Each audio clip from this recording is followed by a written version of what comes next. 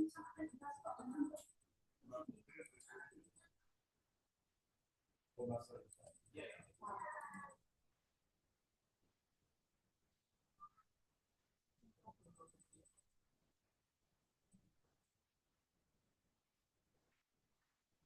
kita mulai ya. Bismillahirrahmanirrahim. Assalamualaikum warahmatullahi wabarakatuh. Selamat sore, salam sejahtera untuk kita semua. Semoga kita sehat selalu. Alhamdulillah kita bisa bertemu lagi dalam mata kuliah filsafat ilmu sosial. Pada pertemuan yang lalu kita sudah membahas tentang apa itu filsafat, apa itu pengetahuan, ilmu pengetahuan. Filsafat dipahami tadi ada dua minimal secara global ya, filsafat sebagai sebuah cara pandang sistem pengetahuan yang dimiliki oleh sebuah komunitas masyarakat tertentu yang diterima begitu saja tanpa adanya refleksi kritis. Tapi kemudian juga ada pemahaman yang kedua, filsafat sebagai sebuah cara berpikir, mempertanyakan dan merefleksikan pemahaman atau sistem pengetahuan yang dianggap sebagai sebuah kebenaran, gitu ya, mempertanyakan, gitu, menguji kembali yaitu.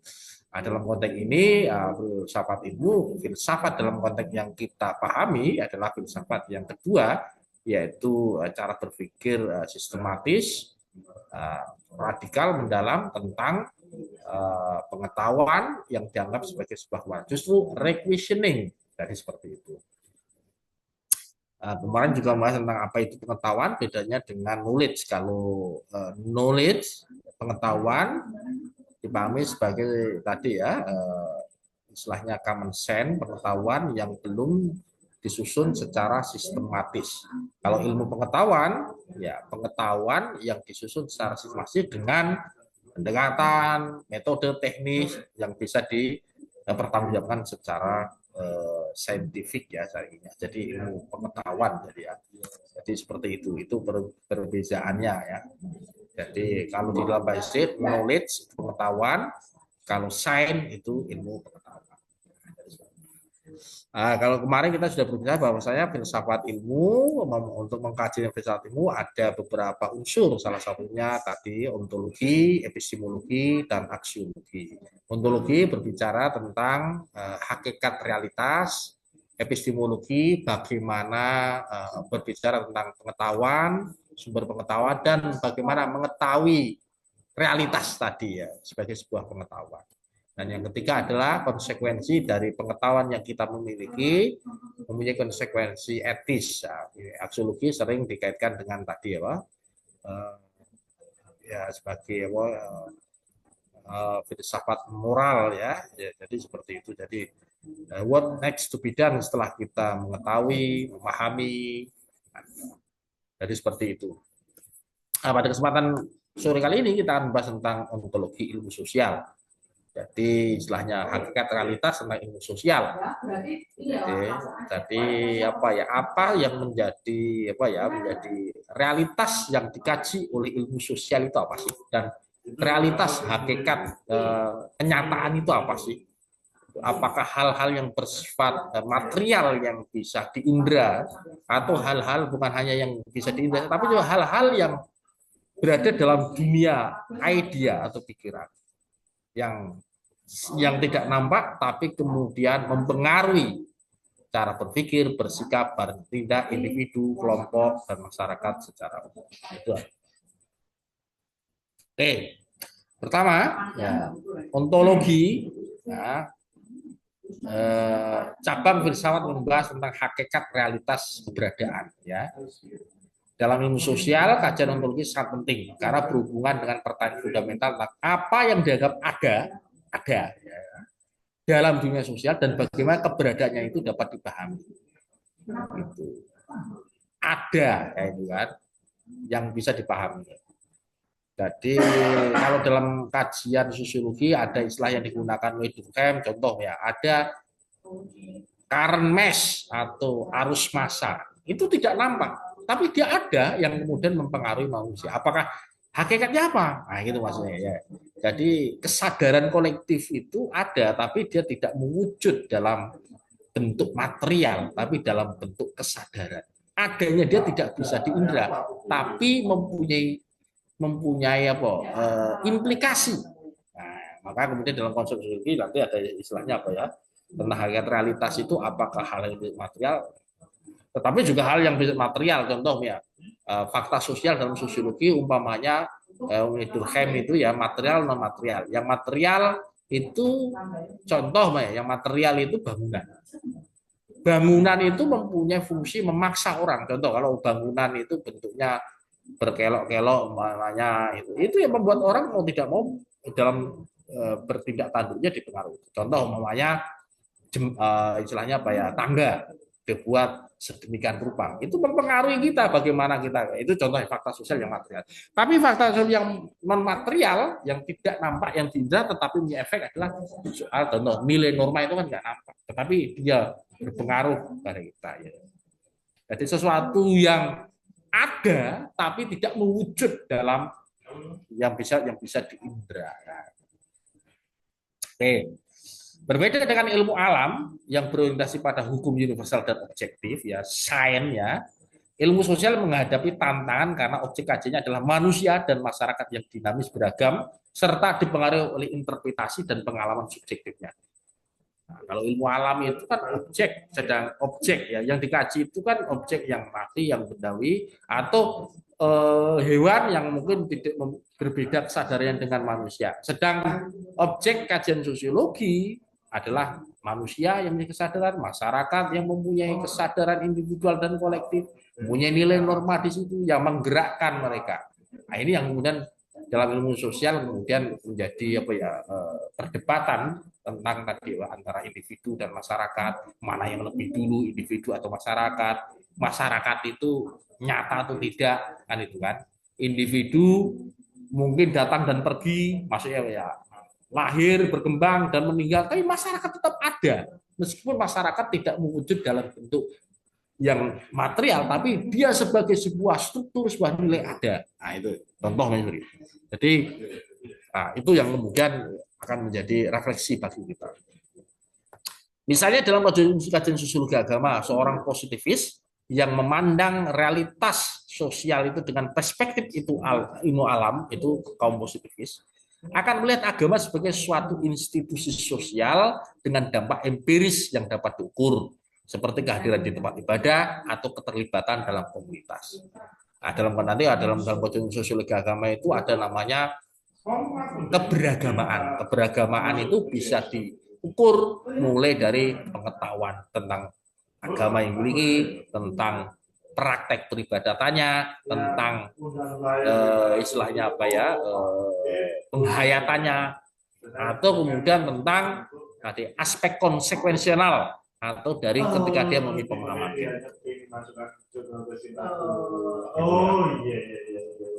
Sebaliknya, seorang fenomenolog akan melihat agama sebagai pengalaman subjektif yang harus dipahami sudut pandang individu yang menjalani pengalaman religius.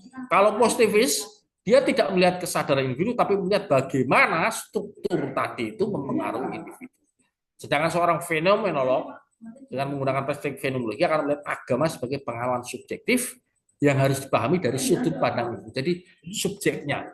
Jadi seorang fenomenolog realitas yang senyatanya itu pada kesadaran individunya, bukan pada strukturnya. Contoh ini, jadi ini memang bagaimana realitas, hakikat realitas. Nah, ini digambar di sini kita bisa melihat ontologi, epistemologi, metodologi, dan metode. Ontologi itu pembentuk dasar, karena ontologi itu nanti berpengaruh terhadap apa yang disebut dengan objek material. Apa yang menjadi kajian sebuah ilmu pengetahuan. Kalau sosiologi berarti yang menjadi kajiannya adalah manusia dan hubungan manusia dan masyarakat. Kalau antropologi manusia dan kebudayaan, ya, itu objek material ya. Psikologi manusia dan tadi apa, dan kejiwaan umpamanya gitu. Kalau kita gambarnya, tapi itulah yang disebut dengan objek material. Yang menjadi objek kajian itu adalah pada wilayah ontologinya. Maka apa itu ontologi menjadi penting untuk dipelajari agar seorang yang mengkaji sebuah ilmu pengetahuan memahami what is differences between one field of study with the other field of study. Jadi seperti itu. Nah, jadi 3 aspek ontologi ilmu sosial. Nah, ini pertanyaan-pertanyaan akan muncul ya tentang realitas hakikat ada ya. Realitas ya. Keberadaan realitas sosial, apa sih realitas sosial itu? Apakah realitas sosial itu nyata secara independen dari kesadaran manusia? Apakah realitas sosial itu ada tidak ada manusia itu dia ada? Gitu ya. Jadi realitas sosial itu meskipun kita tidak ada tetap ada. Contoh umpamanya ya. Ya, contoh fenomena kemiskinan ada tidak adanya kita ya tetap ada di luar diri kita. Itu maksudnya. Itu contohnya. Ataukah realitas sosial hanya ada karena dikonstruksi oleh individu dan kelompok sosial? Mungkin konsepsi tentang problem umpamanya konstruksi mental health. Mungkin di 20 tahun yang lalu orang berbicara mental health itu tidak banyak ya muncul ya, mungkin ada tapi tidak seperti sekarang ini ketika generasi muda banyak mengucapkan tadi ya istilahnya apa ya mental health ya. Apakah itu sebagai sebuah konstruksi sosial atau realitas objektif yang berada di luar diri individu? Nah, itu pertanyaan. Jadi pertanyaan pertama itu ya sering disebut sebagai realisme. Jadi realitas yang berada di luar diri individu, ada tidak adanya individu, realitas itu ada independen. Apakah dipengaruhi tidak dipengaruhi individu, tapi realitas itu ada di luar diri kita. Dan yang kedua, itu lebih sering disebut sebagai konstruktivisme. Nah, gitu ya. Itu ya. Nah, itu. Terus kemudian muncul pertanyaan lagi 3 aspek struktur dan agensi. Apakah individu yang membentuk realitas sosial ataukah realitas sosial yang membentuk individu? Nah, ini ya. Ini pertanyaan-pertanyaan mendasar ya. Apakah individu yang membentuk realitas sosial? Itu ya. Apakah individu yang membentuk realitas sosial ataukah realitas sosial yang membentuk individu atau dialektika antara kedua-duanya? Ini struktur dan agensi ya. Jadi meskipun nanti dalam teorinya si konstruksi realitas atau sosial Peter Becker akan dibahas, tapi pertanyaan-pertanyaan itu muncul. Ini pertanyaan seperti telur dan ayam gitu ya. Apakah individu yang membentuk realitas sosial ataukah realitas sosial yang membentuk individu?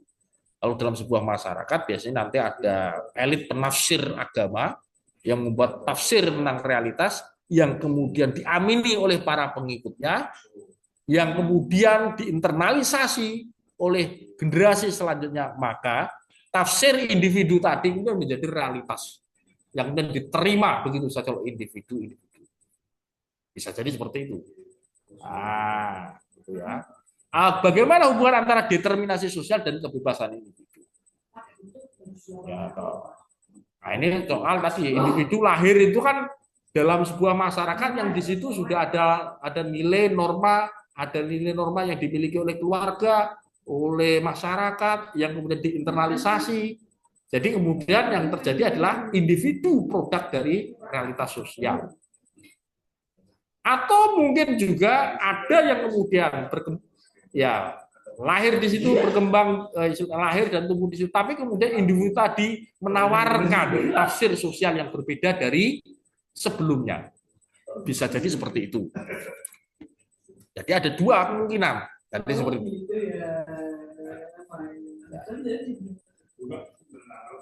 Dan yang ketiga, pertanyaan tentang epistemologi dan metodologi.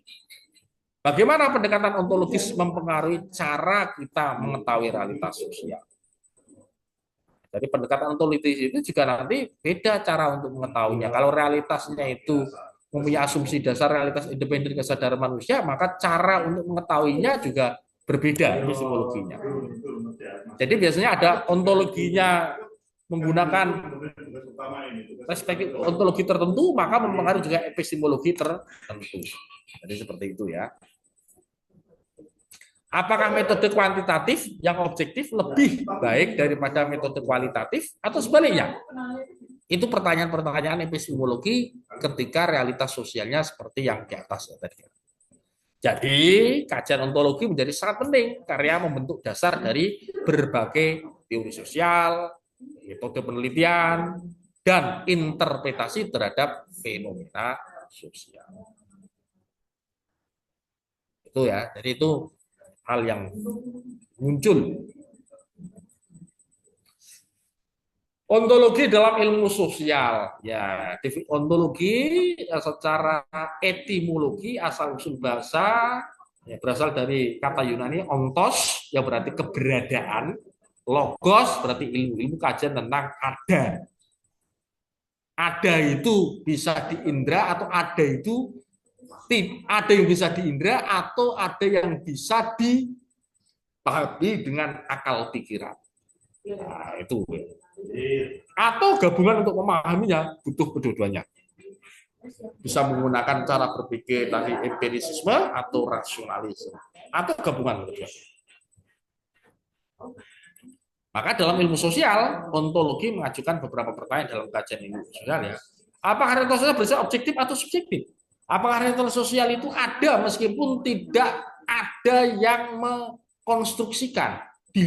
Adanya itu di luar, ada tidak adanya subjek, realitas sosial itu ada. Nah, atau kedua, realitas sosial itu sebenarnya tidak ada. Menjadi ada karena ada subjek yang mempersepsikan, yang mengkonstruksikan. Nah, kalau persepsi subjektif nanti ada semacam teorinya si William Isaac Thomas, ya, definisi situasi. Jadi individu itu punya kreativitas, realitasnya sama, tapi kalau individu tadi mempunyai situation definition yang berbeda, maka realitas yang didefinisikan juga berbeda. Itu kalau tadi mazhab tadi interpretativism atau itu yang kemudian menjadi rujukan bagi interaksi simbolik ya.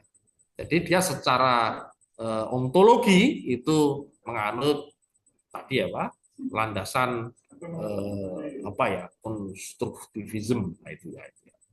Jadi dia subjektif ya. Atau sebenarnya realitas itu ya sebenarnya subjek itu ya ada tidak ada subjek, realitas itu ada. Ya saya contohkan tadi. Masyarakat itu ada tidak adanya kita itu mesti ada.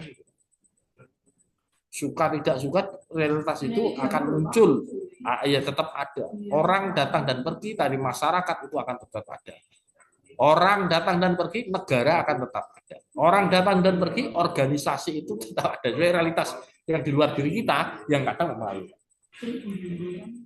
Jadi secara umum ada dua kategori utama dalam ontologi sosial. Realisme, menganggap bahwa realitas sosial ada secara objektif dan bisa dipelajari terlepas dari kesadaran individu.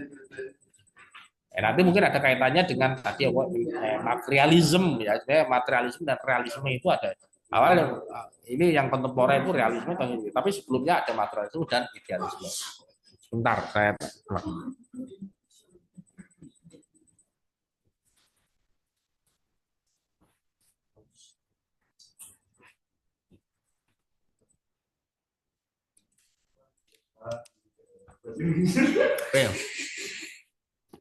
Jadi realisme ya menganggap bahwa realitas sosial ada secara objektif dan bisa dipelajari terlepas dari kesadaran individu. Nah, saya katakan tadi ya struktur sosial, kesadaran kolektif itu ya nggak nampak, tapi dia ada. Dan selanjutnya yang kedua konstruktivisme, konstruk, ya, beranggapan bahwa realitas sosial hanya ada karena manusia menciptakan makna melalui interaksi. Jadi realitas sosial itu tidak ada kalau tidak ada subjek yang mengkonstruk. Nah, ini asumsi dasar yang berbeda. Itu dalam konteks antara realisme dan konstruktivisme dalam konteks ini berbedanya di situ. Ya, meskipun nanti ada yang mendialektikakan bahwasanya ada nanti Berger ya dengan social construction of reality, bahwa realitas itu ya ada realitas subjektif, objektif, dan dimediasi ada proses objektivasi. Jadi dialektika tadi. Jadi dia melampaui jadi apa ekstremisme ya ekstremitas realisme dan ekstremitas konstruktivisme. Ada nanti Anthony Giddens dengan teori strukturasinya supaya itu ya juga sama, jadi melampaui. Ada burju, jadi dengan istilah yang berbeda-beda, berbeda-beda, tetapi mereka mempunyai apa ya, secara substansi, cara pandang terhadap ontologi yang memiliki titik temu. Jadi realitas itu ada di luar diri individu. Nah, kalau realisme ya. Ada tidak adanya individu, realitas itu tetap ada. Kenyataan tadi struktur sosial, kesadaran sosial, terus kemudian apa ya, dan macam-macam lah itu. Ya, itu ada stratifikasi struktur dan segala macam anu ya, perintilannya ya bahasanya kan. Sedangkan konstruksi enggak, ini enggak ada itu. Yang ada itu sebenarnya subjek yang mengkonstruk itu. Kalau nggak ada subjek, ya nggak ada realitas. Nah ini yang oke. Ya, ini contoh ya. Ini kita bisa lihat ini contoh realis. Ya. Jadi contohnya gini. Dalam kajian stratifikasi sosial ya, dalam social stratification ya, seorang realis yang menganut paham ontologi bahwa realitas itu berada di diri akan melihat kelas sosial itu sebagai struktur yang nyata yang dapat diukur berdasarkan pendapatan, pendidikan, dan kekayaan. Ya dengan sosial ekonomi, nah, itu contohnya ya. Itu kita bisa melihat ya. Ya, itu misalnya. Jadi memang itu yang apa istilahnya, eh,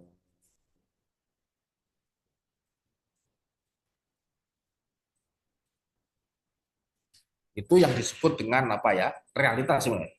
Jadi bisa diukur, maka pendekatannya nanti konsekuensinya pendekatan yang bersifat ya objektif, ya, menggunakan pendekatan survei umpamanya itu ya. Itu contohnya ya.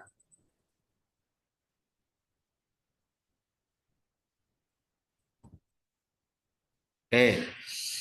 Sebaliknya, seorang konstruktivis, seorang yang menganut konstruktivisme, memandang realitas sosial itu sebenarnya adanya realitas sosial itu karena adanya subjek yang mengkonstruk realitas.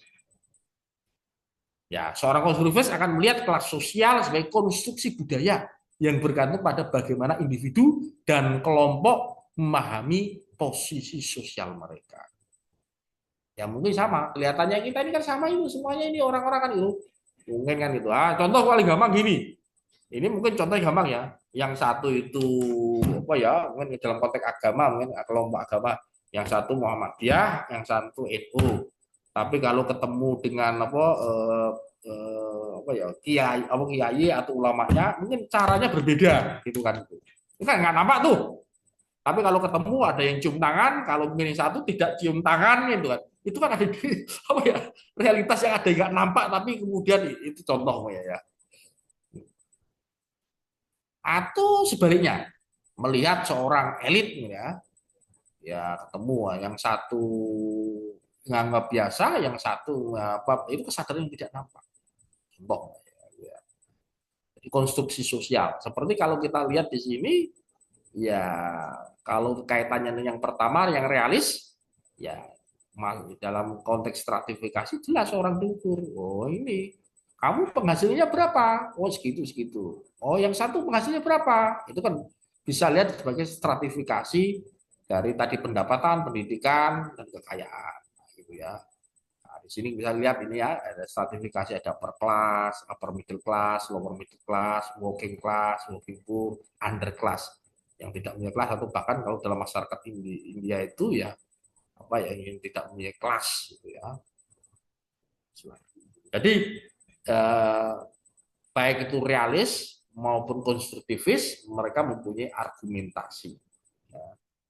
Jadi sekali lagi, kalau yang realis mempunyai asumsi dasar bahwa realitas sosial itu ada, meskipun ada berdiri sendiri independen, meskipun tidak ada subjek yang mengkonstruksikan. Sebaliknya kalau konstruktivis, realitas sosial itu mungkin dan menjadi ada karena ada yang mengadakan melalui konstruksi yang dibangun. Jadi seperti itu. Itu yang apa ya, perbedaan clear and distinctnya di antara kedua gagasan ini. Oke. Nah, tapi sebelum itu sebenarnya sebelum realisme dan kemudian konstruktivisme itu sebenarnya dulu ada perdebatan juga yang sebenarnya antara satu dengan yang apa ya istilahnya tadi tentang posisi posisi subjek dan objek ya, relasi subjek dan objek ya, itu kan tadi kan antara yang bahwasanya realitas itu ya mungkin ada, mungkin ada tanpa adanya subjek yang mengkonstruksikan. Dan sebaliknya kalau konstruktivis berpendapat realitasnya tidak ada kalau tidak ada yang mengkonstruksikan. Maka kemudian dalam perspektif yang sebenarnya sebelum perdebatan tadi muncul ada namanya materialisme dalam ontologi. Kalau materialisme berpendapat bahwa realitas utama, hakikat realitas itu ya materi. Ya. Materi itu apa? Ya mungkin yang bisa bisa diindra, bisa indra itu artinya bisa diobservasi, bisa di sensing, nah, itu ya, yang kadang bentuknya mungkin ya bisa yang meskipun atom pun itu sampai sekecil pun juga bisa diobservasi juga dengan menggunakan alat nah, itu yang disebut dengan hal-hal yang bersifat material ya. Dalam konteks ilmu sosial ini berarti struktur sosial, ekonomi dan hubungan material adalah faktor yang menentukan keberadaan manusia dan perubahan sosial. Jadi realitas utama itu materi. Materi itulah yang menggerakkan sosial. Maka sebenarnya kalau filosof-filosof sebelum Socrates, seperti yang tertuang dalam bukunya Muhammad Hatta, Alam Pikiran Yunani, itu adalah perdebatannya tentang hakikat realitas itu apa sih? Ada yang mengatakan air, ada yang mengatakan apa, tanah, ada yang mengatakan angin, gitu kan. Perdebatan itu terjadi ya. Yang semua itu ya materi maksudnya gitu. Itu istilahnya Euclides, terus kemudian siapa lagi Anasimenes, Anaximandros, perdebatan itu dibahas di dalam bukunya Alam Pikiran Yunani. Gitu ya. Menandatangani berbicara tentang filsafat alam, ya, filsafat materi, tentang hakikat realitas itu. Nah, ciri utama materialisme, realitas bersifat fisik dan objektif. Artinya fisik, yang fisik itu artinya bisa yang kelihatan kasat mata, atau yang tidak bisa lihat kasat mata, tapi bentuk bantuan teknologi yang saya katakan tadi itu. Yang bisa apa ya di indera dengan melalui bantuan tadi. Atom itu bisa dilihat juga oleh mata, tapi harus menggunakan bantuan apa istilahnya bantuan mikroskop dan sebagainya kan di itu ya materi-materi yang sangat kecil itu. Semua fenomena termasuk kesadaran manusia berasal dari proses material. Ya, ini menarik ini.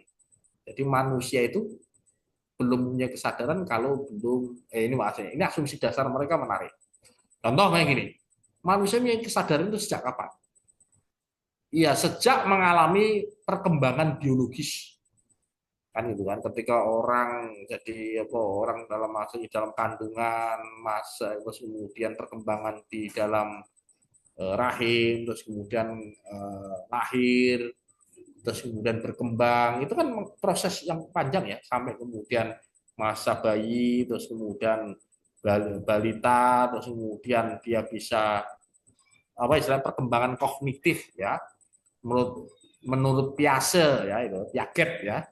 Itu kan artinya apa? Manusia itu bertumbuh dan kembang juga sangat dipengaruhi pertumbuhan organ yang bersifat material yang ada dalam diri manusia. Pertumbuhan ya indranya kan macam-macam itu baru kemudian muncul kesadaran. Nah, kalau ini teori materialis itu. Jadi nggak mungkin tiba-tiba langsung sadar. Enggak. Perkembangan kesadaran itu seiring dengan perkembangan kemampuan apa ya? Perkembangan akal apa ya? Otak ya yang bersifat biologis tadi, pendengarannya, penglihatannya yang diolah melalui tadi proses ya di dalamnya apa istilahnya dengan istilahnya apa ya istilah sistem komputer yang ada di kepala itulah maksudnya gitu ya itu. Nah, itu menarik nih. Jadi harus material dulu baru kemudian kesadaran.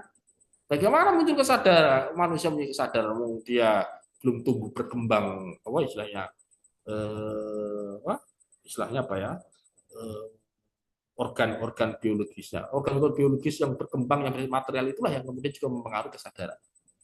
Maka tidak heran ini semakin membuktikan bagi kelompok materialis ini. Nah buktinya itu kalau orang terbentur kepalanya dan sebagainya, kemudian mengalami gagal otak, mengalami juga apa ya, proses berpikir, kesadarannya kemudian menjadi berkurang atau bahkan kemudian hilang kan, itu juga karena tadi yang hal yang material itu mempengaruhi kesadaran. Nah itu untuk memperkuat argumentasi mereka.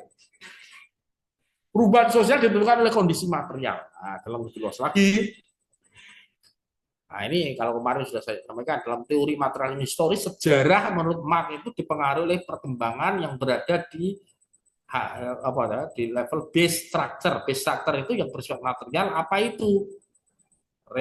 Relasi produksi, hubungan produksi, kan ya. Terus kemudian ya di situ otomatis ya kaitannya dengan perkembangan yang ada di eh, bahan produksi, hubungan produksi, proses produksi, itu tadi pada base structure itulah dalam konteks ekonomi itulah yang kemudian menggerakkan perubahan penemuan yang bersifat material teknologi, itulah kemudian yang merubah tadi apa, merubah peradaban rumahnya dengan ditemukannya apa ya, cangkul, ditemukannya mesin uap, mesin diesel, itu merubah. Nah, itu contohnya teknologi dalam arti yang material itu ya. Jadi sejarah adalah hasil dari perjuangan kelas dan perubahan dalam struktur ekonomi. Meskipun demikian, ya, ternyata di certain degree Marx juga masih tidak bisa melepaskan dari kesadaran itu kan ya abstrak. Ya, kesadaran bukan kesadaran itu ya yang tidak nama idea gitu ya, yang dihasilkan dari pikiran. Kesadaran manusia adalah produk dari realitas material. Nah, ini menarik nih. Kalau Marx mengatakan bukan kesadaran yang mempengaruhi keadaan yang bersifat material, tetapi keadaanlah yang mempengaruhi kesadaran. Nah, sebaliknya. Nanti kalau Hegel, beda lagi. Kalau Hegel itu yang tadi filosof idealis ya, yang berbeda dengan materialis, mengatakan bahwa kesadaran itulah yang menggerakkan sejarah. Tapi sebaliknya kalau Marx membalikkan tesis yang dimuat oleh si Hegel, kesadaran ya, jadi keadaanlah yang mempengaruhi kesadaran. Ide, budaya, dan hukum berasal dari hubungan produksi dan basis ekonomi masyarakat. Contoh, ya ini keadaan ya. Kalau dulu mungkin ya, contoh mungkin sering dijadikan contoh itu aktivis-aktivis itu zaman dulu masih apa ya, keadaan basis ekonominya masih itu wah sangat kritis sekali. Tapi kemudian sudah menjadi pejabat dan sebagainya, menjadi apa ya, middle class bahkan upper class, oh kesadarannya kok justru berubah. Nah, ini kan itu kan ya, keadaan ya mempengaruhi kesadaran. Kelas ekonominya mempengaruhi kesadaran kelasnya. Dari kelas proletar, kelas marginal menjadi kelas elit, mempengaruhi kesadarannya. Karena apa? Duitnya material itu yang mempengaruhi kesadaran. Contoh ya gitu ya. Contoh dalam sosial, materialisme historis Marx Engel, struktur ekonomi menentukan struktur sosial, politik, dan ekologi. Ya, ini certain degree masih relevan juga, meskipun tidak sesimpel itu. Kontestasi dalam konteks level negara itu biasanya pemilik modal lebih dominan karena apa? Mereka yang menguasai struktur ekonomi. Dia bisa mengaruhi tadi apa? Struktur politik, bisa mempengaruhi struktur sosial dan ideologi. Nah, teman-teman mungkin sudah lihat itu kan. Contoh main dulu pemilih modal yang bergerak di bidang rokok, ya, bagaimana kemudian juga mempengaruhi kebijakan-kebijakan dalam konteks politik. Bahkan kemudian ada pasal atau ayat yang hilang dulu sempat ramai itu kan. Dalam konteks itu kita bisa sosiologi Marxian, ketimpangan sosial dijelaskan oleh eksploitasi dalam sistem kapitalisme. Bahkan kemudian menjelaskan si Lenin menjelaskan bahwasanya sejarah perkembangan kolonialisme imperialisme itu bentuk dari apa ya, lead apa ya, kapitalisme lanjut. Kapitalisme karena tadi kenapa sih muncul kapitalisme, karena ditemukannya teknologi-teknologi yang bisa memproduksi secara massal yang kemudian menimbulkan perubahan dari masyarakat agraris menjadi masyarakat industrialis yang kemudian memproduksi banyak barang.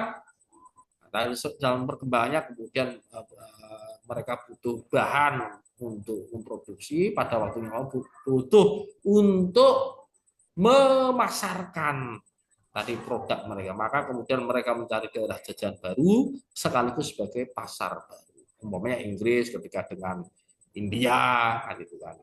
Ya kenapa kemudian kok si Ahmad Ghani melakukan perlawanan, Ahmad Ghani dengan Swadesi kan gitu kan. Itu bentuk karena mereka tidak ingin menjadi pasar bagi mereka, pasar dari British, karena tadi ada jadi motifnya motif tadi istilahnya. Kalau dalam konteks materialis ya ekonomi akan sangat menentukan. Nah, itu yang disebut dengan apa ya? Maka kapitalisme adalah imperialisme, penjajahan itu adalah apa ya? Kapitalisme lanjut, karena kapitalisme dari kapitalisme itulah kemudian akan menimbulkan penjajahan. Ini menurut teorinya si Lenin. Kemudian ada perspektif strukturalisme materialis Louis Althusser atau Louis Althusser ya. Ideologi berfungsi untuk mempertahankan dominasi kelas berkuasa dengan menanamkan kesadaran palsu atau false consciousness kepada kelas pekerja. Dengan tadi apa ya ideologi bahwa pekerja dengan baik akan mendapatkan apa dengan dalil-dalil moralitas, dengan dalil agama bisa digunakan sebagai alat untuk menutupi istilahnya apa ya ketimpangan. Itu kan kalau sekarang rame itu kabur aja kan fenomena itu kan itu kan. Itu menurut saya fenomena juga bisa dikaitkan dengan apa ya dengan kita menggunakan perspektif strukturasi materialisnya Althusser itu juga bisa. Jadi kalau Louis Althusser nanti ada ideologi state apparatus, ada represif state apparatus. Jadi negara itu ber, apa ya?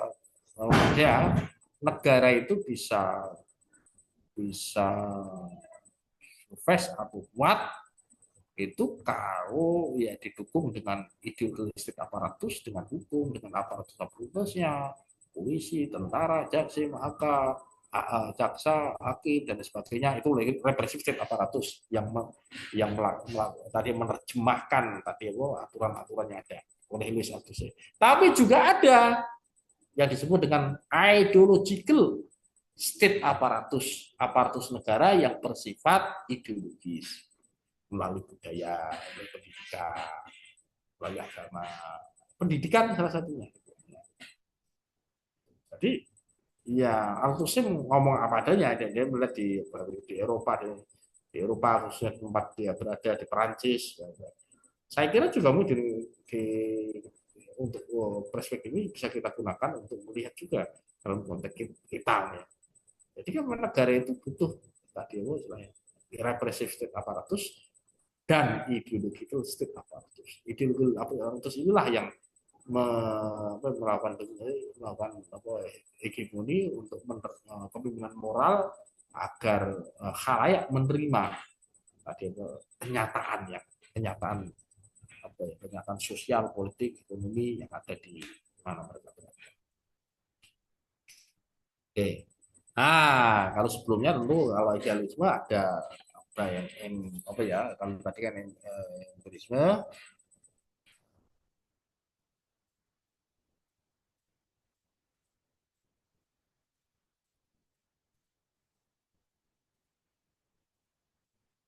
Nah, itu ya. Nah, kalau tadi materialis, maka kemudian ada ya sebelum sebenarnya Marx itu kenapa Marx itu materialis ya materialisme ya karena juga Marx itu juga tesisnya itu ya tentang materialisme ketika PhD itu ngambil tentang itu tentang apa ya filsafat materialis di era Yunani jadi sangat berpengaruh itu juga ya kenapa kemudian dia juga dalam perkembangannya kemudian cenderung jadi meskipun dia terinspirasi oleh gagasan Hegel tentang dialektika tapi dia merubah bukan dialektika idealis tapi dialektika material. Jadi idealisme berpendapat bahwa realitas utama adalah ide kesadaran atau pikiran bukan hal yang bersifat material. Dan bahwa dunia material adalah refleksi atau konstruksi dari ide-ide. Jadi yang material yang mewujud itu sebenarnya manifestasi dari dunia idea.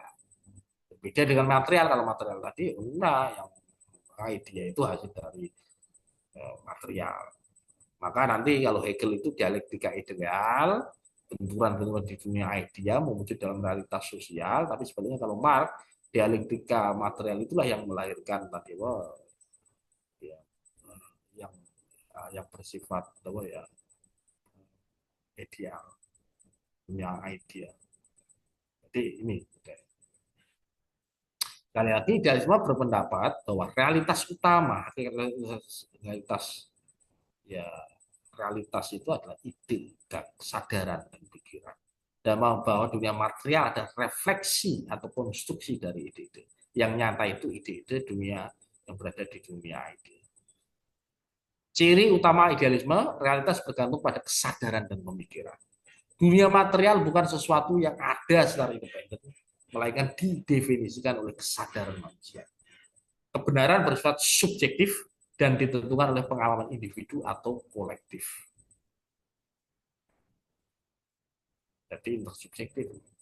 Dalam idealisme transendental, Immanuel Kant yang kemarin kita bahas ya, jadi empirisme, rasionalisme melahirkan kritisisme, gabungan antara rasionalisme dan empirisme lahirlah kritisisme. Jadi idealisme transendental Kant, kita tidak bisa mengetahui dunia sebagaimana adanya secara langsung. Kita itu tidak bisa mengetahui dunia secara langsung, melainkan hanya bagaimana kita mengalaminya.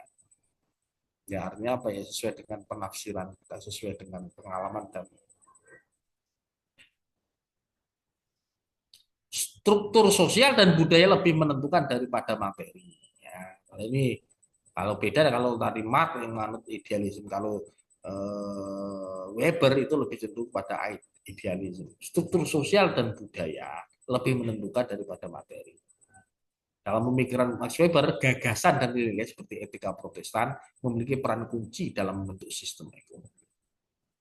Nah, etika Protestan itu muncul pada kalangan sekte Calvinis yang mempunyai pemahaman agama yang kemudian yang dalam praktek keyakinan yang diwujudkan dalam praktek kehidupan sehari-hari yang kemudian melahirkan apa yang disebut dengan etos kapitalisme.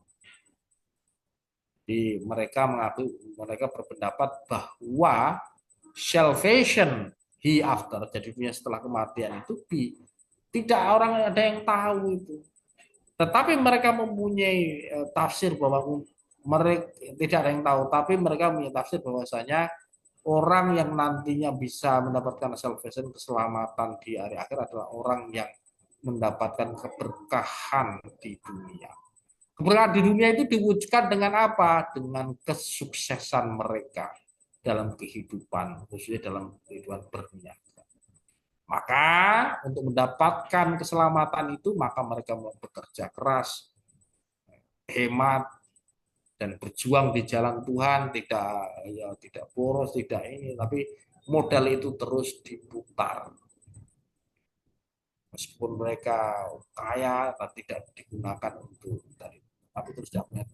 Proses akumulasi modal itulah yang kemudian melahirkan apa yang disebut dengan kapitalisme yang ada di Eropa. Ini menurut Weber dengan perspektif idealisme. Jadi ide, pemahaman, keyakinan itulah yang membentuk realitas yang kapitalisme. Tapi sebenarnya kalau Marx, perubahan di alat produksi, modus produksi, teknologi itu yang melahirkan kapitalisme. Nah ini melihat realitas yang berbeda. Yang satu karena tadi dipengaruhi ide, yang satu karena perkembangan yang ada di dunia material. Sama-sama sosial teoris, tetapi cara memandang hakikat realitas sosial berbeda, yang kemudian cara menginterpretasikan, cara membangun teori sosialnya juga berbeda. Ini karena tadi asumsi ontologisnya berbeda. Itu yang terjadi. Mana ya? Ini akibat tadi asumsi ontologi yang berbeda, materialisme dan idealisme dan materialisme. Ini sederhana tapi mempengaruhi itu. Jadi kalau kita membaca teori sosial, kalau kita sudah memahami landasan filsafat ilmiah sangat, oh ini tuh maksudnya. Seperti itu. Jadi itu perbedaannya. Jadi kalau kemarin goyang orang komunis itu nggak takut hantu, ya iya karena mereka tidak. Jadi apa ya? Karena tidak hantu itu apa ya bentuk apa ya bentuk kesadaran palsu bagi orang-orang materialis itu kan kayak itu. Jadi itu asumsi asumsi filosofinya seperti itu. Kenapa kok mereka tidak hantu tidak takut itu sederhana tapi menurut saya itu menjadi dasar bagi apa ya landasan ontologi mereka. Kalau mereka itu hantu nggak ada itu apa ya itu proses agama itu juga sama Tuhan maka nanti Mark mengatakan fubuh ya. Jadi agama itu bentuk ketidakberdayaan manusia dalam menghadapi dunia kan itu kan. Itu yang dirujuk oleh Mark itu. Jadi karena manusia itu tidak berdaya dalam hidup di dunia ini, dia menghadapi alam, menghadapi maka kemudian berimajinasi ada sosok kuat yang kemudian menjadi wah itu penjelasannya kalau materialis itu seperti itu ya. Jadi kalau Marx itu tidak percaya Tuhan itu kan itu konsekuensi filosofisnya tadi, asumsi ontologinya gitu maksudnya gitu.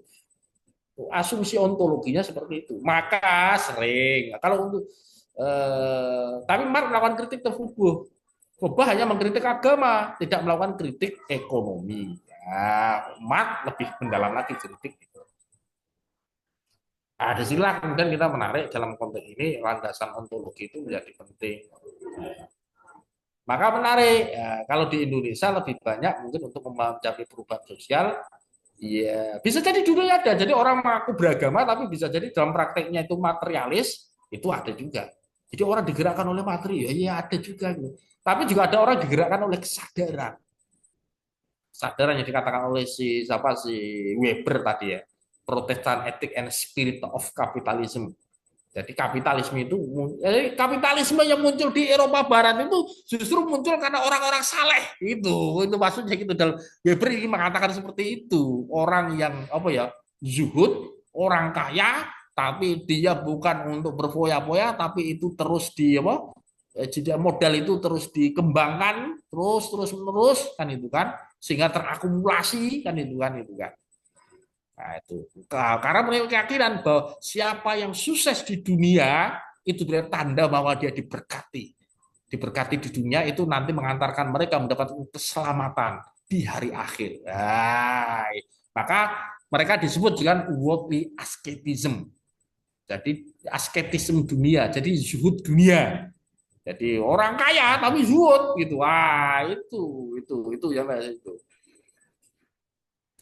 sugih tapi ya tadi itu tapi bukan untuk ya, tapi itu dunia itu hanya sebagai simbol bahwa dia untuk mendapatkan bahwa tanda bahwa dia akan diberkati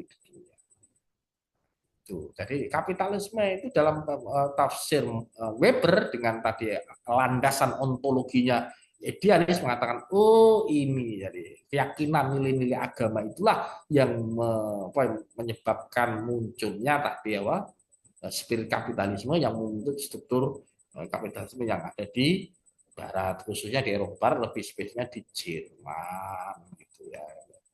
Jangan heran, ini barusan saja ini apa?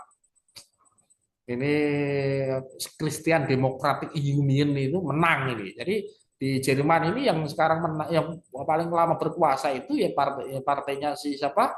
Si dulu Angela Merkel ya, perempuan terkuat di Eropa, mungkin bahkan di dunia kan Jerman ya. Hampir 15 tahun berkuasa menjadi kan apa kanselir Jerman ya.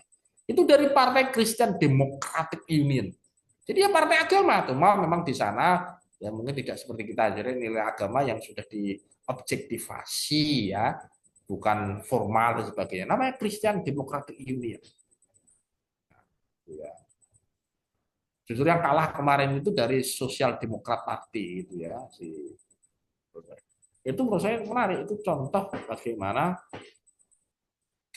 apa istilahnya landasan ontologi ya, itu juga mempengaruhi bagi yang dalam ilmu sosial nanti muncul. Boleh, kotak. Sorry. Saya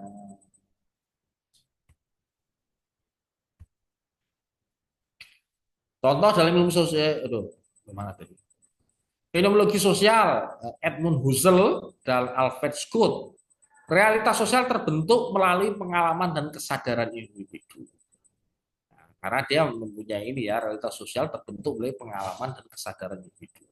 Jadi individu itu punya pengalaman, pengalaman itu diakumulasi, yang kemudian menghasilkan apa yang disebut dengan stock of knowledge, stok pengetahuan. Nah, nanti kalau dalam Alfred Scott ya, stok pengalaman itulah yang kemudian digunakan untuk memahami realitas sosial.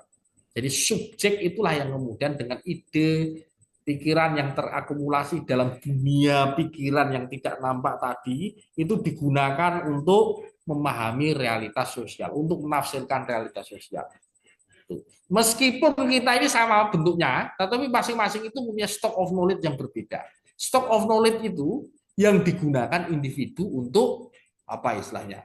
Ya untuk merespon persoalan-persoalan yang ada di apa ya di dunia sekitarnya, termasuk everyday of life-nya, itu juga stock of knowledge ya.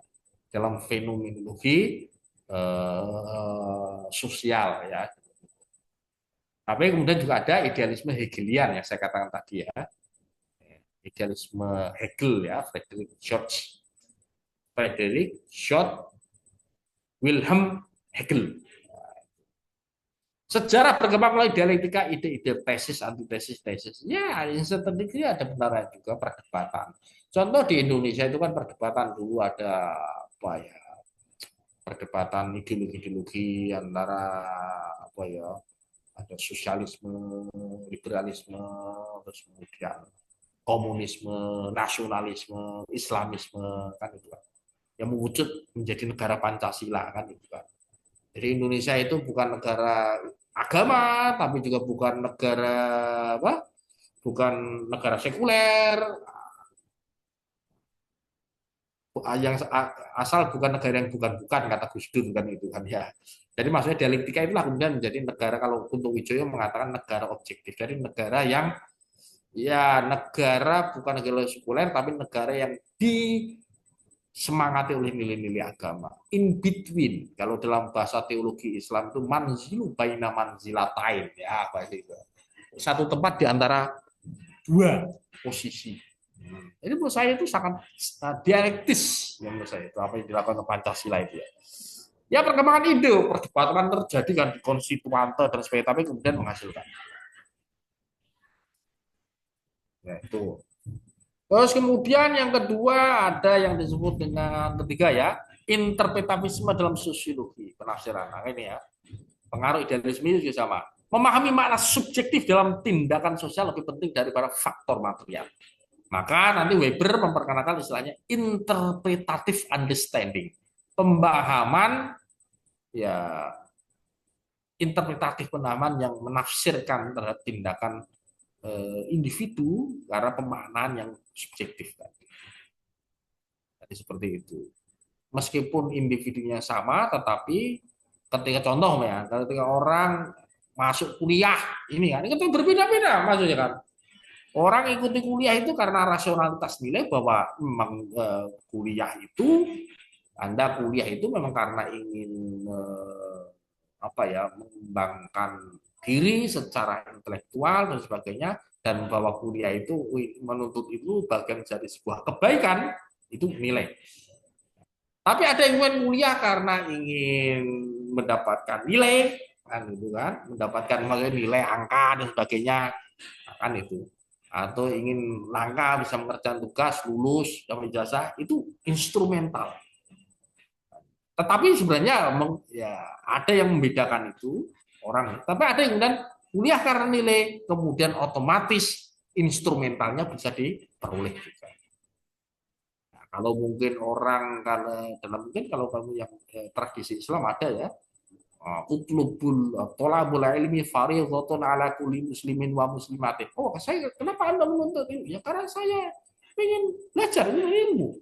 Karena dia spirit nilai bahwa menuntut ada sebuah kebaikan, keutamaan, virtue, nilai-nilai keutamaan, maka dia menuntut ilmu secara sungguh. Belajar sosiologi sungguh-sungguh, belajar filsafat ilmu sosial secara sungguh-sungguh.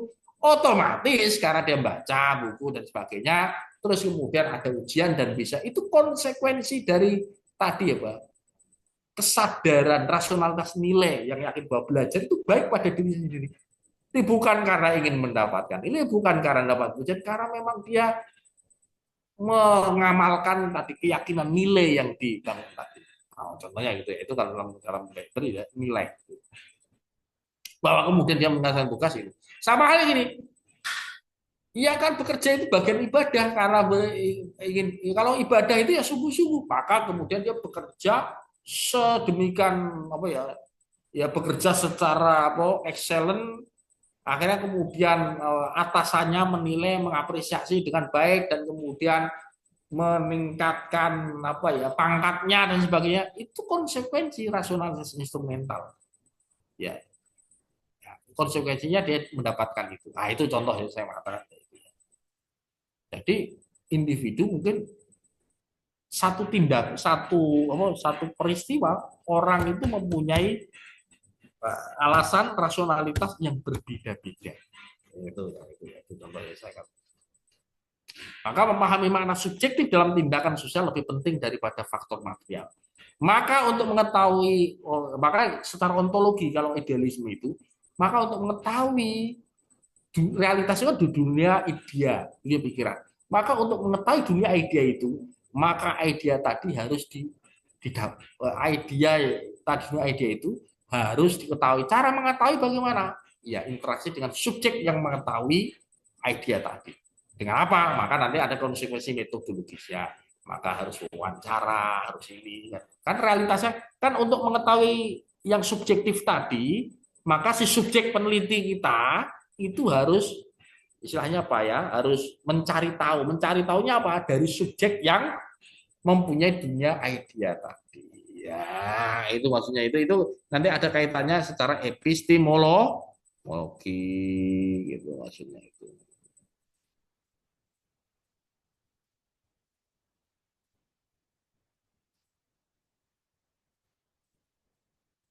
Itu contohnya ya, itu contohnya. Jadi dengan filsafat tadi ya, ontologi ya, secara ontologi kita akan memahami jadi karena realitas di dunia idea, maka untuk mengetahui dunia ide yang bersifat idea tadi, maka nanti secara epistemologi bagaimana untuk mengetahuinya?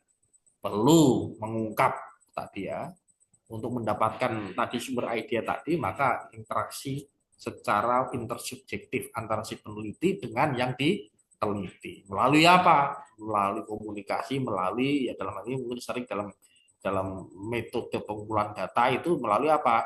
Melalui interview umpamanya dan seperti itu. Oke. Oke. Ini so after we discuss what is materialism and what is the idealism, so we can compare and contrast both of them ya dan keduanya. Ya, sumber realitas, materi, struktur ekonomi, teknologi, produksi. Idealisme, ide kesadaran nilai budaya ya, sini ya, yang abstrak, abstrak itu ya. Perubahan sosial ditentukan oleh faktor material dan ekonomi. Ya. Ditentukan oleh gagasan dan nilai manusia. Analisis struktural, ekonomi politik, metode analisis struktural, ekonomi politik, kajian historis, kajian interpretatif, hermeneutika, fenomenologi, ya. Tokoh utama Karl Marx, Friedrich Engels, Louis Althusser, Immanuel Kant, George Wilhelm, Friedrich Max Weber. Ini yang ya. Terus kemudian ya, contoh teori sosial, materialisme historis, teori ketergantungan, dependence teori, marxisme struktural, fenomenologi sosial, integralisme, teori tindakan sosial yang saya katakan tadi ya. Ini beberapa contoh, sebenarnya ada hal yang sebenarnya bisa dijelaskan lebih lagi. Oke, jadi materialisme dan idealisme dalam ini ya, dalam sebagai ontologi dalam ilmu sosial, ya, kita bisa melihat ada beberapa poin dalam ilmu sosial. Pemilihan pendekatan ontologis ini akan mempengaruhi cara melihat realitas sosial dan metode penelitian yang digunakan. Ya, bukan sangat berpengaruh gitu ya. Kalau ingin kita mengetahui tentang apa ya pemikiran, maka kita yang menggunakan tadi ya Pak, interpretatif understanding. Karena realitasnya itu di dunia ide yang nggak mungkin di dunia ide. Jika seorang ilmuwan sosial menggunakan pendekatan materialisme, maka ia akan lebih menekan struktur ekonomi, kelas sosial, relasi produksi sebagai faktor utama dalam perubahan sosial, dalam konteks social change. Ya. Jika seorang ilmuwan sosial menggunakan pendekatan idealisme, maka ia lebih menekan secara ontologi maksudnya. Dia menekan makna sosial, budaya, sistem nilai sebagai pendorong utama realitas sosial. Sebagian besar penelitian sosial saat ini cenderung mengakui bahwa realitas sosial tidak hanya bersifat material atau ideal, melainkan merupakan interaksi kompleks antara keduanya. Dunia ide juga, dunia dunia empirical juga ya. Siapa itu? Pertama, Thierry Bourdieu, sosiolog dari Frankfurt ya, Prancis ya, mengembangkan teori habitus. Teori habitus itu kebiasaan ya, di mana faktor material dan ideologi saling membentuk. Ya, contoh paling gampang ini contoh. HP itu mempengaruhi kesadaran kita dan sebaliknya juga kesadaran kita kemudian juga bagaimana kita menggunakan HP. Iya kan? HP itu mempengaruhi kesadaran yang luar biasa itu. Dunia digital ya,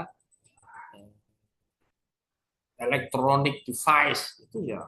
Nah, itu contohnya. Anthony Giddens, ini sosiolog dari UK ya. Dalam teori strukturasi menunjukkan bahwa struktur sosial dan agensi individu berinteraksi dalam membentuk realitas sosial.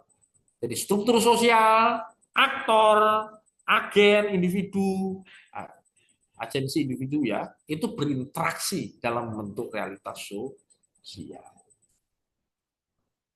Jadi saling mempengaruhi struktur ataupun agen itu saling satu dengan lain.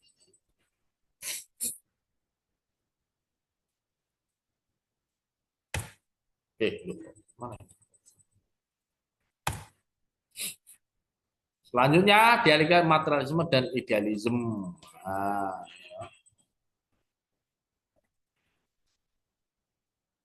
sama ya tadi ya sebenarnya. Ini tadi sudah kita bahas. Ini mempertegas tadi ya. Jadi kalau hmm, apa ya? Kalau tadi kita sudah bahas tentang konsep tentang materialisme, realisme, konstruktivisme, maka konsep dalam realitas dan sosial di sini ada realisme dan nominalisme. Realisme menganggap bahwa konsep sosial seperti negara, gender, kelas sosial eksistensi nyata di luar individu. Ya, meskipun abstrak, gender itu, tapi dia sangat apa ya, mempengaruhi bagaimana individu atau masyarakat dalam berinteraksi. Negara tetap ada meskipun warga negara tidak memikirkannya secara langsung. Ya, ada tidak adanya kita itu enggak ada. Sama masyarakat itu konsep yang nggak ada tidaknya kita. Masyarakat itu mana sih kan itu kan?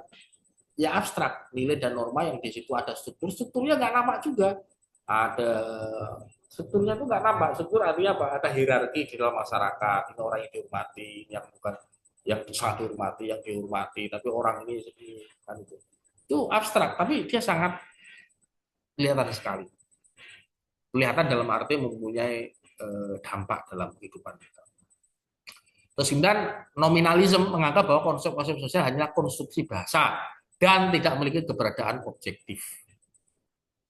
Yaitu bahasa itu ya kadang only language game kalau menurut yang nominalis itu ya. Konsep keadilan, kesuksesan tidak memiliki bentuk tetap, melainkan bergantung pada bagaimana masyarakat menafsirkan. Ya mau menafsirkan, apalagi bahagia itu kan abstrak gitu ya. Gitu. Kesejahteraan, itu juga oleh banyak orang mengatakan abstrak. Nominalisme. Jadi sangat apa konsepnya yang konstruksi bahasa yang menurut menurut menurut apa ya individu satu dengan yang bisa jadi atau masyarakat satu dengan masyarakat lain bisa berbeda. Tapi kalau realitas pluralisme ya itu nyata, itu ada tidaknya orang maka ada. Kalau nominalisme bisa berbeda. Contoh orang hutan, mereka ya dengan kadar itu menurut orang Amerika, wah kok mereka kok gitu ya, kok sangat sederhana dan sebagainya. Apakah mereka bahagia? Tapi menurut orang hutan, oh bahagia kami. Gitu. Jadi ukurannya itu bukan ukuran objektif, tapi ukuran yang sangat subjektif. Maka di hutan itu ada namanya gross happiness index. Gitu ya. Meskipun tidak kaya raya, tapi mereka bahagia, kaya secara tadi apa, secara apa ya, saya apa yang menurut mereka tidak apa-apa, tapi saya bahagia gitu. Jadi konstruksi bahasa yang bersifat tidak memiliki keberadaan subjektif, yang bersifat subjektif, tidak objektif tapi subjektif. Ya, cukup kok itu kan. Menurut orang kota, orang pantai, wah ini kok habis dapat uang setelah itu kok nyantai-nyantai, nggak pergi bekerja lagi. Orang-orang mungkin orang di daerah pesisir yang kita sudah cukup kok, kita ngapain banyak-banyak. Itu nominalisme. Jadi realitas yang apa ya, hasil dari konstruksi bahasa yang tidak bersifat objektif karena bersifat apa ya, tergantung bagaimana masyarakat menafsirkan. Iya kan? Jadi kebahagiaan itu menjadi sesuatu hal yang sangat subjektif menurut orang kota. Dengan melihat orang desa kok kelihatannya ya hidupnya kok ini ya, tapi orang desa melihat orang kota, wah hidup kok gembrungsung tuh kayak itu aja gitu ya. Jadi itu realitas yang bersifat apa ya, subjektif yang maksudnya kebahagiaan itu menjadi sangat apa ya, konsep yang apa istilahnya, konsep realitas, konsep yang sangat tentatif dan sangat relasional sesuai dengan realitas di mana subjek tadi berada. Atau ya individu yang sama bisa jadi menafsirkan realitas bisa berbeda. Dulu bahagia zaman dulu berbeda dengan zaman sekarang. Meskipun kita sama gitu ya. Kita individu, kita sebagai diri itu sama, tapi dalam memahami apa yang menurut kita sukses, apa yang menurut bahagia itu bisa jadi satu fase umur kita itu bisa berbeda. Tidak. Itu yang saya maksud tadi yang nominal tadi ya. Jadi konsep sosial yang konstruksi bahasa yang tidak memiliki keberadaan objektif sesuai dengan subjektivitas si individu yang mengkonstruk. Kalau realisme menganggap negara gender itu ada, meskipun kita konstruk tidak ada, itu faktanya ada di situ yang orang ya tidak bisa menghindar. Kan ada konsepsi, maka untuk memahami Nrimo, Sakandum, Sakmadio itu kan itu konsep realitas sosial yang ya berbeda.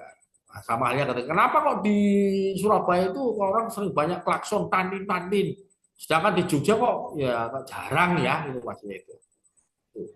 Ya, realisme dan nominalisme itu bisa kita gunakan untuk melihat tadi ya. Sama halnya sering kalau mungkin sederhana ya, konsepsi panas. Jadi kalau teman-teman di Surabaya, saya ini pengalaman saya di Surabaya, ketika saya di Jogja itu berbeda, panas. Kalau orang angkringan di Jogja itu mereka bisa membedakan antara dingin, hangat, sama panas, gitu ya. Kalau di Surabaya itu ya saya kok beberapa kali pengalaman ya, saya tidak tahu mungkin yang lain ya. Panas itu anget itu maksudnya. Jadi seringnya lah panas sekali baru panas itu. Kalau di Jogja, angkringan di Jogja itu bisa membedakan itu. Ini kan konsep yang apa ya, pengalaman yang subjektif itu ya, yang kemudian di antara dingin, hangat, sama panas. Jadi teman-teman di Jogja beri angkringan di Jogja itu kayak teh panas, wah panasnya bukan main itu.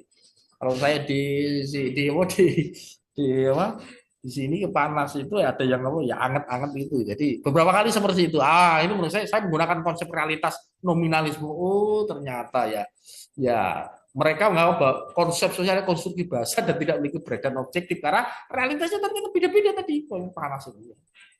Itu ya.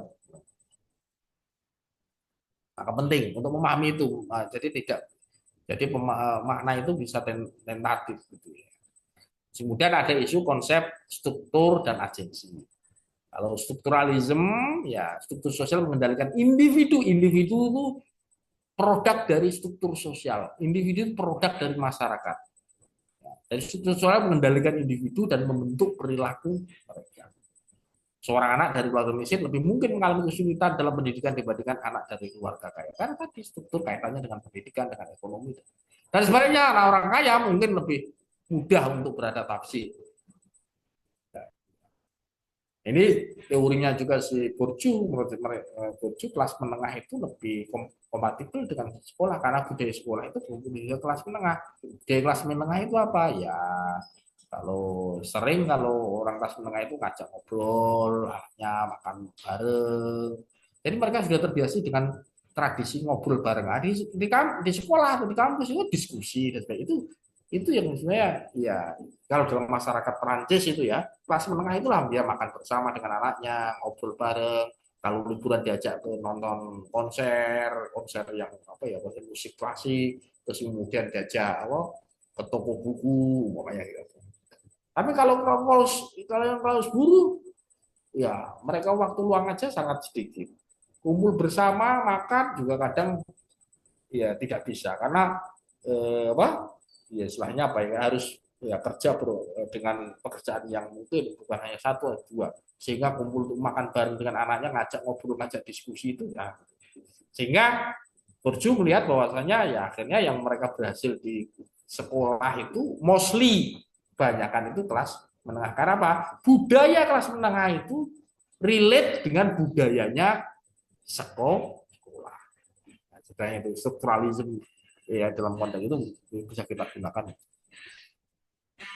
Agensialisme, individu memiliki kebebasan untuk membentuk realitas. Ya, individu punya realitas. Individu satu bisa jadi membuat realitas yang berbeda. Masalah menurut individu satu bisa dilihat sebagai opportunity, tapi menurut yang lain sebagai sebuah beban. Itu ya. Ya itu ini agensialisme bisa jadi berbeda-beda. Itu ya. Contoh, seorang individu dari latar belakang miskin bisa saja mencapai sukses yang besar melalui kerja keras dan inovasi. Tapi ada yang kemudian mempunyai mental block, ya sudah. Jadi ada agensi. Jadi ya artinya apa? Ya realitas itu tidak deterministik. Kata ya bisa jadi dua-duanya. Maka Hidden mencoba untuk menjembatani apa yang disebut dengan struktur sosial dan agensi saling mempengaruhi dalam dinamika yang berubah. Tergantung realitasnya. Mana mungkin ada satu individu kelompok yang mungkin faktor sebelumnya dominan atau ada individu kelompok yang agensinya sangat kuat yang kemudian keterbatasan secara struktural mereka bisa melampauinya. Nah ini macam-macam kita tergantung case-nya gitu ya. Case-nya. Gitu ya. Oke, ya determinisme sosial versus kebebasan hidup. Nah ini tadi realisme memunculkan tadi isu. Jadi kalau realismenya bahwa realitas itu di luar dari manusia, struktur sosial sangat membaharuah, maka ada tadi ya loh. Berarti individu ini nah, keadaan, ya, kondisi sosial, ekonomi dan budaya menentukan tindakan individu. Jadi individu itu ya akhirnya menjadi seperti apa ya struktural puppet ya jadi menjadi wayang struktural jadi hanya digerakkan ya. Mark berpendapat bahwa posisi kelas seorang menentukan kesadaran dan tindakan. Nah, kalau Mark itu kelas sosial Anda, cita rasa Anda juga berbeda. Kalau Bourdieu mengatakan ya selera itu menentukan kelas sosial Anda. Meskipun sekarang banyak yang tidak kelas bawah tapi bergaya kelas menengah itu ada juga kan. Akhirnya high cost umpamanya seperti itu ada. Ada yang kelas bawah, kemudian seperti kelas menengah. Karena apa? Nanti penjelasannya karena apa? Hegemoni. Nah, contohnya kan itu. Selera konsumen, secara konsumerismenya itu dipengaruhi oleh kelas menengah atas. Termasuk selera nonton filmnya, sinetronnya itu kan yang sinetron itu kebanyakan kan ya apa ya kehidupan kelas menengah. Tapi orang-orang yang di kampung, orang-orang yang di perkotaan yang marginal tetap senang nonton itu. Bisa saja penjelasannya dua, mereka dihegemoni atau kedua mereka sadar karena kehidupan sehari-hari mereka seperti itu, mereka ingin menonton kehidupan yang berbeda. Ya, tergantung itu ya. Bisa lihat dari perspektif yang realism, bisa dilihat dari perspektif konstruktivisme. Tergantung gitu lah ya. Tergantung maka satu realitas bisa dilihat dari Nah, kalau determinisme ya kesadaran individu itu ya individu itu punya kesadaran. Kesadaran dia itu tergantung kelas sosial oleh struktur sosialnya. Posisinya apa itu mempengaruhi. Ya. Nah, kalau dulu dia seperti itu ya karena dulu posisinya sekarang beda ya dengan dulu. Nah, itu ya. Posisi sosial. Eksistensialisme individu memiliki kebebasan penuh dalam bentuk realitas sosial. Jadi individu itu tidak dipengaruhi oleh strukturnya. Dia independen menurut eksistensialisme. Manusia menurut Sartre, Jean Paul Sartre berargumen bahwa manusia sebenarnya bebas untuk memilih tindakan. Ini menurut saya. Tapi apa betul bebas? Ya bebas, tapi dia dibatasi oleh struktur yang lain, dibatasi oleh individu yang lain kan itu kan. Itu kan. Anak itu punya kebebasan, tapi tentu ya dibatasi orang tuanya kan itu. Ya ya bebas, tapi ya determinisme sosial terjadi. Nah, itu jadi perdebatan nanti. Maka kemudian muncul aliran-aliran ontologi dalam ilmu sosial. Jadi kajian ontologi ilmu sosial berkembang dalam berbagai aliran utama yang memiliki asumsi yang berbeda mengenai hakikat realitas sosial. Masing-masing alirannya berkontribusi terhadap pembentukan teori sosial dan pendekatan metodologis dalam ilmu sosial. Nah, ini contohnya ya tadi, nanti ada positivisme ya tadi ya. Ya, pendekatan ontologis yang menekankan bahwa realitas sosial bersifat objektif dan dapat dipelajari menggunakan metode ilmiah, khususnya metode ilmu alam.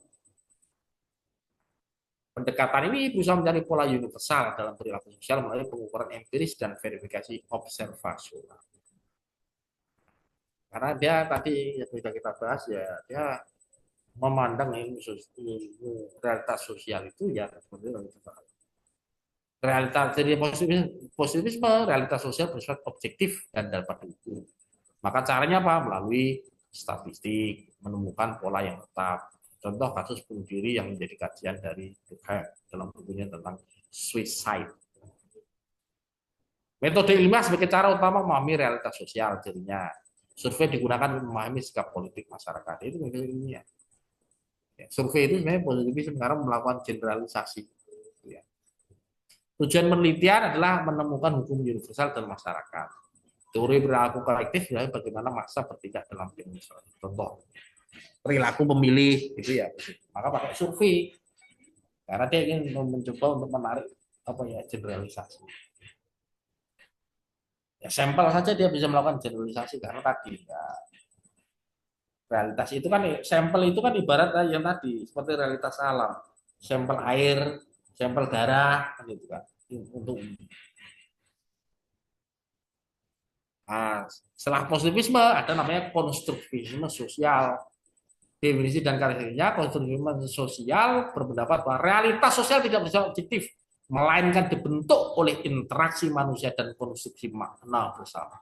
Kalau positivisme dipengaruhi oleh realisme sosial, kalau konstruktivisme sosial ya dipengaruhi oleh konstruktivisme. Jadi utamanya apa? Realitas sosial bisa intersubjektif dan tidak terlepas dari interpretasi manusia.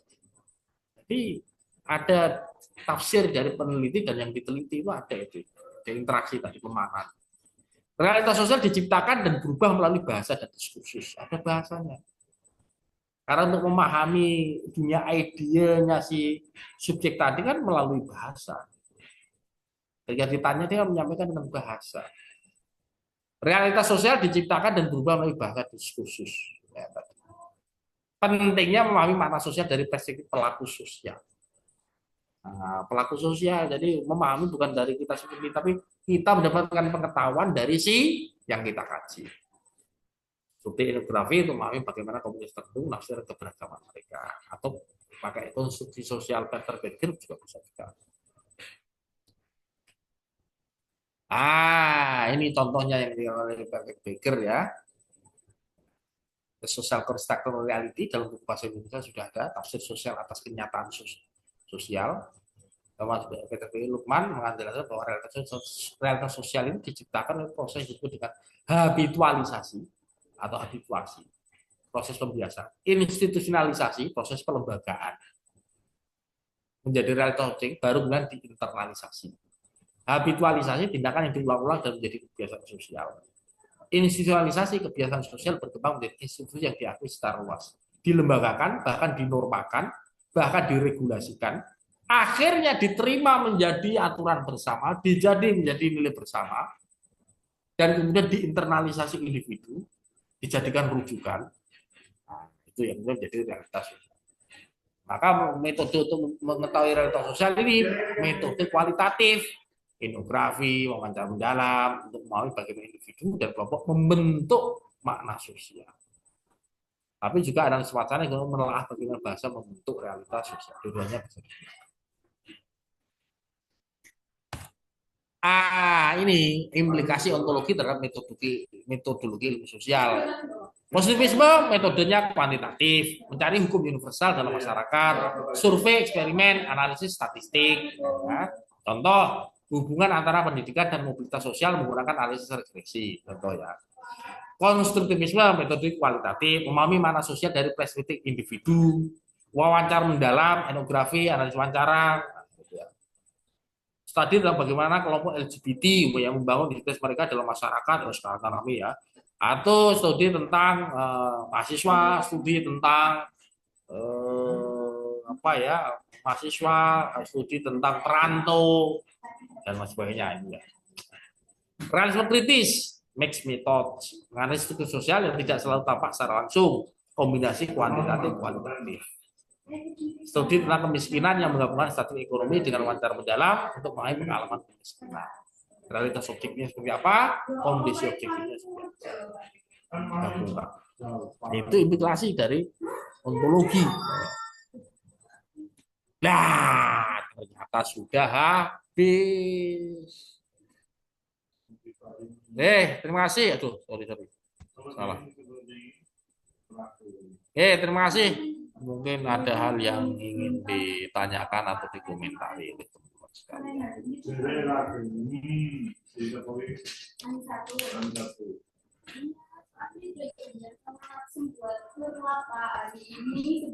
Silakan, mungkin.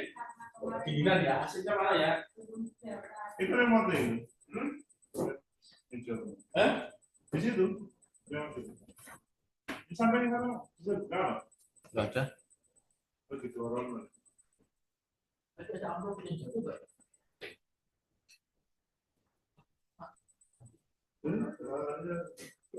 Boleh ngomong, boleh ini.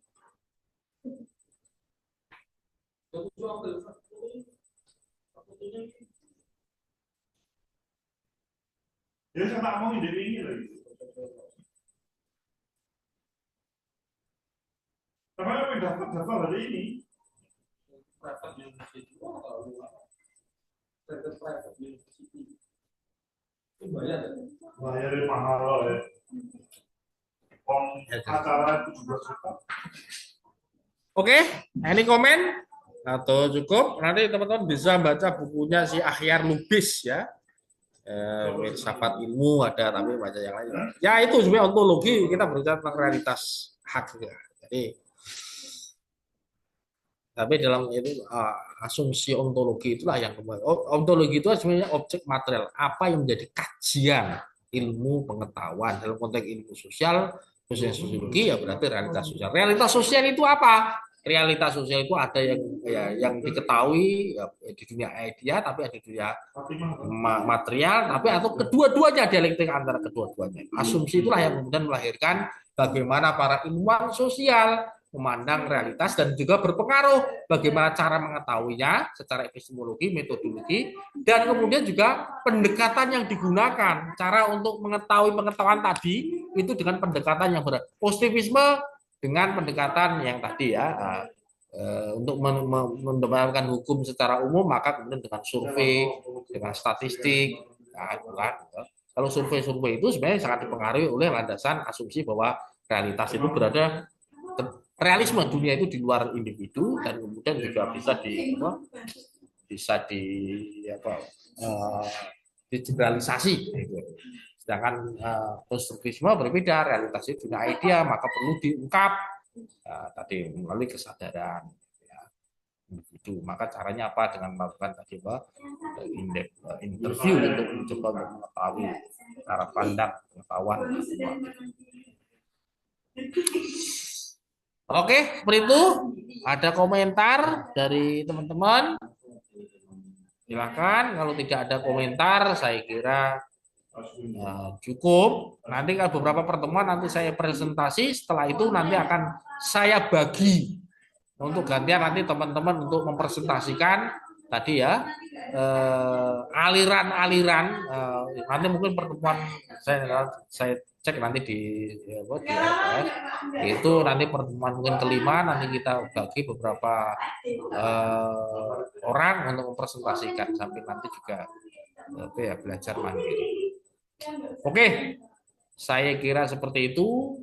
Terima kasih dan semoga sehat selalu untuk semuanya. Terima kasih, Pak. Amin. Terima kasih, Pak. Terima kasih, sama-sama. Assalamualaikum warahmatullahi wabarakatuh. Waalaikumsalam. Nah.